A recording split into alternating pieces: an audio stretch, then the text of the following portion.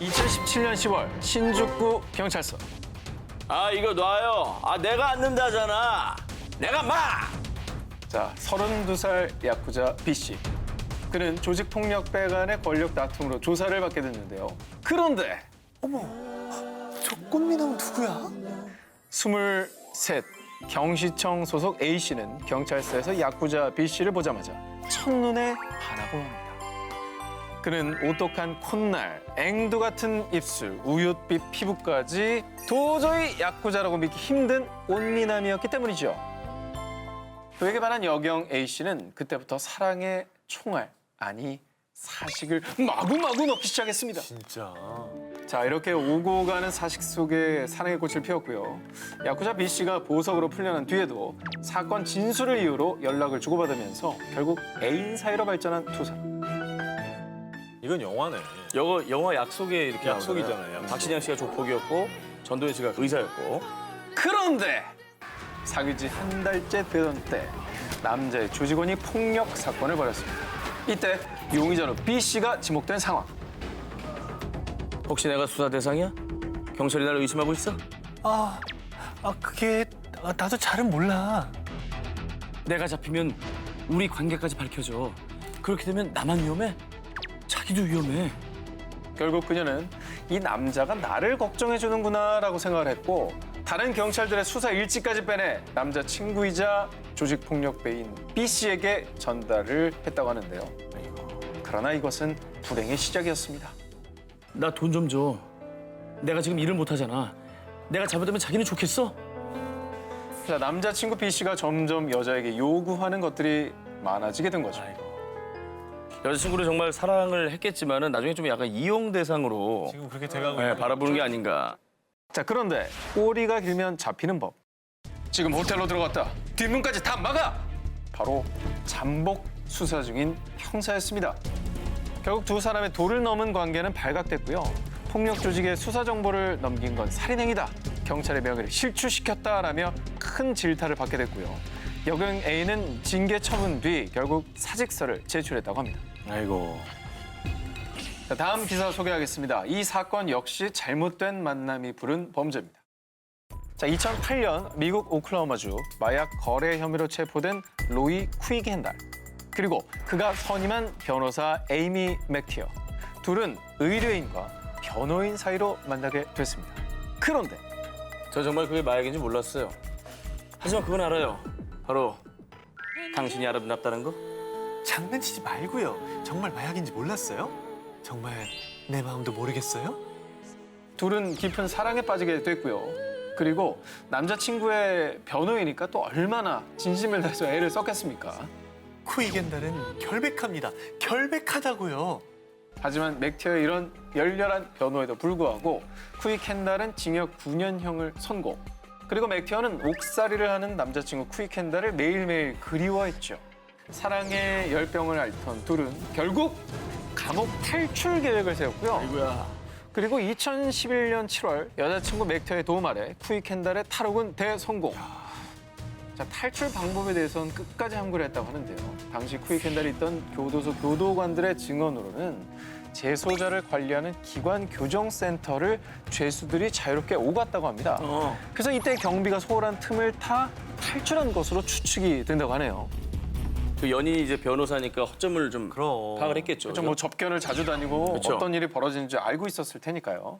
하지만 결국 교도관들은 쿠이 켄달이 사라진 것을 발견했고 곧바로 경찰은 수사에 착수. 그리고 탈옥한 지 하루 만에 오클라호마의 한 식당에서 맥티어와 쿠이 켄달 커플은 경찰에 붙잡히게 되는데요. 자기는 내가 탈옥한 거 몰랐다고 해. 어?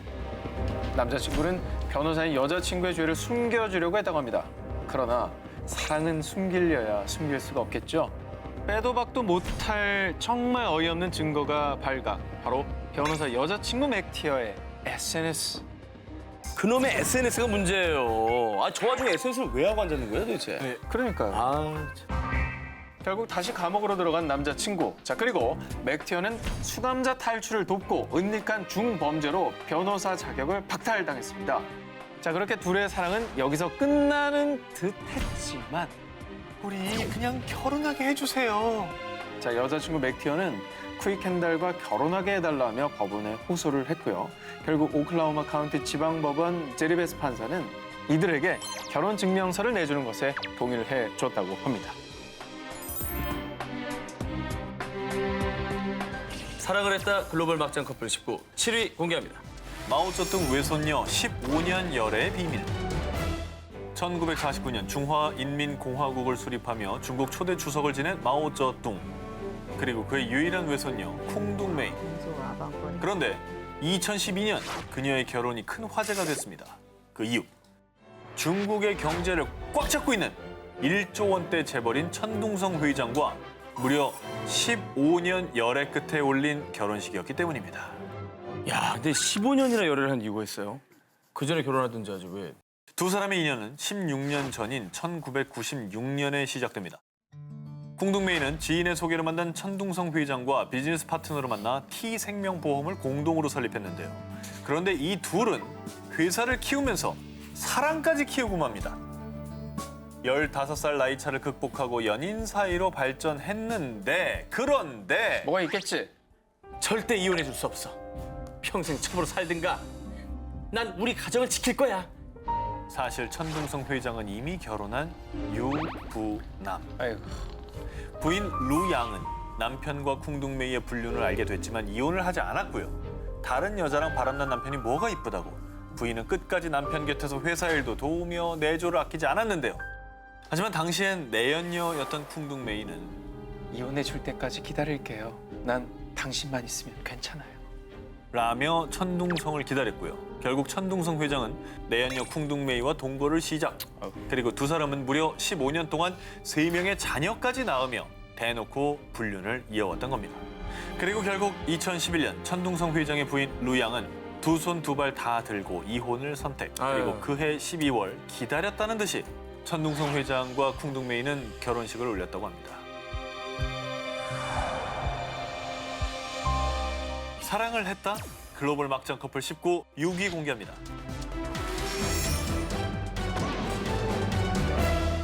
대만 국민 가수들의 노래는 모두 이 사람을 거쳐갔다고 할 정도로요.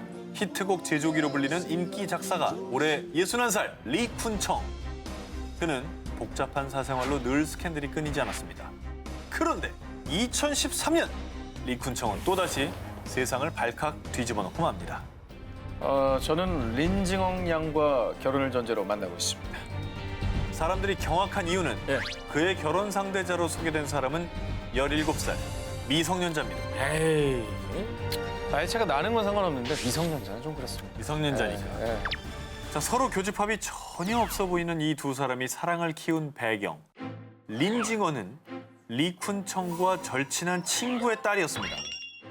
아저씨는 그저 그런 남자애들하고는 달라요. 사랑해요, 아저씨. 하하하하. 나도 진심으로 너를 사랑한단다. 그리고 친구 몰래, 부모님 몰래 데이트를 즐기며 결국 연인 사이로 발전. 당시 네티즌들은 친구 딸이랑? 아 진짜 이러지 말자. 좋지 않은 시선으로 바라봤고요. 한편 이에 린징어는 자신의 SNS에 전 결혼할 거예요. 난 당신들이 생각하는 그런 17살 아이가 아니에요. 라는 글을 남기기도 했습니다. 아직 미성년자잖아. 그런 딸이 결혼하겠다는데 아빠가 말려야지 일단.